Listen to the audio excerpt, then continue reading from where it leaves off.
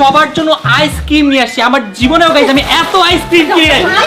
দেখো আমার favourite ice cream আছে, জাস্ট দেখো কত আইসক্রিম। ব্লগের জন্য কি ওটা কি আইসক্রিম?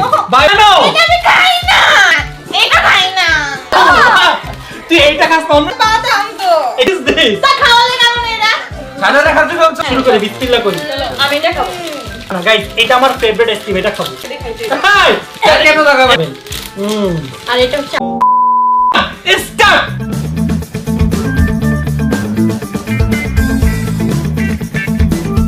আমার টিমে ধোকা দিচ্ছে রে ভাই। খাও খাও। জীবনের প্রথম আইসক্রিম খেতে এত পরিমাণে বাজে লাগতেছে।